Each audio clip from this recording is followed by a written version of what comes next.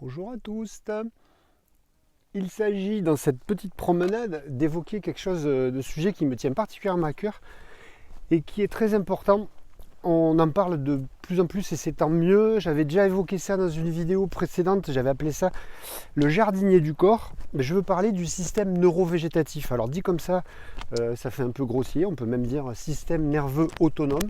Bon, ça en dit un peu plus sur lui.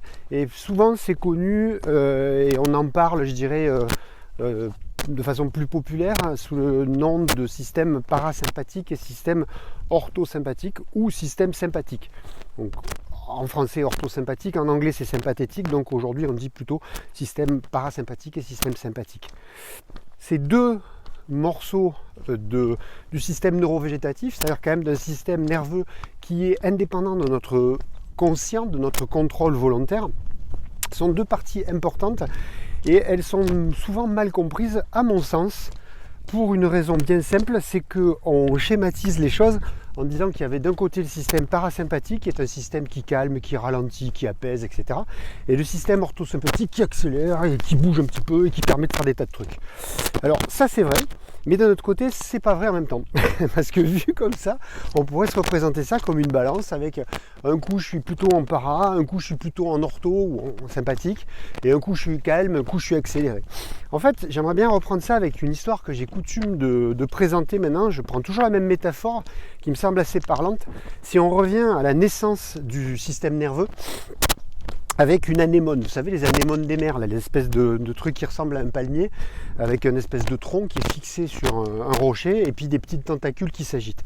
Donc au début, au commencement de l'apparition du système nerveux, on va dire, et pardon pour les plus pointus en zoologie, je vais prendre quelques petites libertés, mais modestes somme toute, dans la description de cet individu. En fait, vous avez cette anémone qui se balade au gré des courants, là, et quand elle capte dans une de ses tentacules une petite micro-crevette, on va dire, du micro-plancton, il y a un système nerveux, c'est pas un cerveau, c'est un système nerveux simple, c'est un neurone qui s'active, qui va lui-même commander un muscle, ce qu'on appelle chez l'humain un muscle lisse, c'est-à-dire un muscle involontaire. Et ce muscle lisse, il a juste pour but de prendre la tentacule et de la porter à la bouche. Donc il porte la crevette à la bouche. Ce qui fait que ça répond à un impératif, c'est je persévère dans mon être, j'essaye de survivre en mangeant. Deuxième possibilité chez cette anémone, c'est que les tentacules sécrètent des petits gamètes, c'est-à-dire des petits ovules et spermatozoïdes, pour faire simple, pour schématiser. Et donc ces gamètes, par des soubresauts commandés par le système nerveux qui commande aux muscles lisses, ces gamètes vont être dissipés dans l'environnement. Conclusion, on a bien le système nerveux qui va permettre à l'individu de survivre en tant qu'individu, mais aussi permettre à l'espèce de se perpétuer. Vous allez me dire, il y a un hic, c'est que Madame Anémone, et c'est un peu ce qui s'est passé sur les berges de la Méditerranée, du moins là où je suis, c'est que ces anémones ont tendance à disparaître. Pourquoi ? Parce qu'elles sont plus bien, il fait trop chaud, il y a trop à bouffer, ou alors il y a trop de toxiques, ou alors au contraire, il n'y a plus à bouffer, ou tout simplement il n'y a pas de partenaire sexuel, il y a une eutrophisation de la population. Donc elles sont coincées. Donc dans l'évolution des espèces, on va dire, une fois de plus je prends des petites libertés, on va dire que l'anémone, elle va être upgradée. On va avoir la super anémone qu'on pourrait appeler la méduse. La méduse, c'est pareil, comme une anémone, elle a des petites tentacules dessous, et plof, elles réagissent de façon réflexe. Je bouffe, et je dissémine mes gamètes et je me reproduis. Mais la méduse présente un petit truc en plus, par rapport aux anémones, c'est que cette méduse, elle est douée d'une motricité, c'est-à-dire qu'elle peut changer, elle n'est pas condamnée à vivre au même endroit sur son caillou.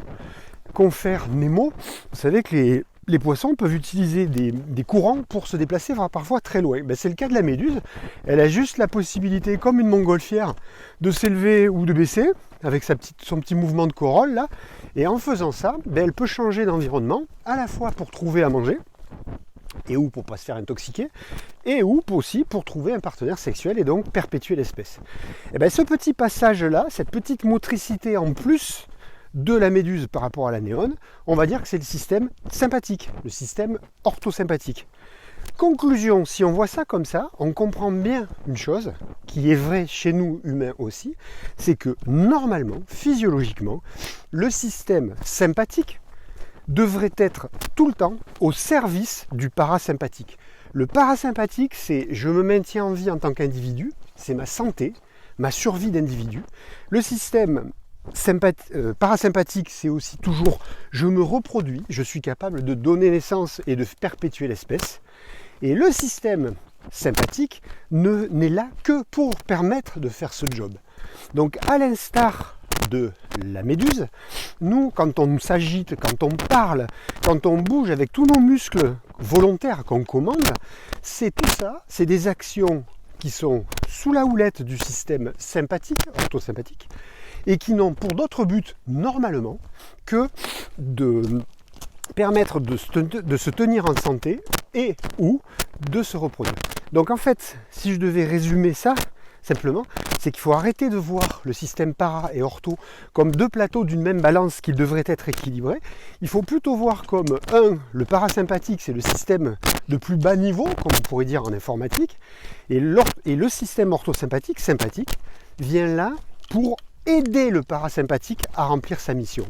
Et là, on reviendra peut-être dans une prochaine vidéo. Je vous raconterai une anecdote, une histoire, mais qui explique pourquoi effectivement, chez nous, humains, on est un peu les seuls à être capables de se tirer une balle dans le pied, et on est un peu les seuls, dans les espèces du monde vivant, à être capables de dire au système parasympathique « tais-toi et mange ». Allez, à une prochaine.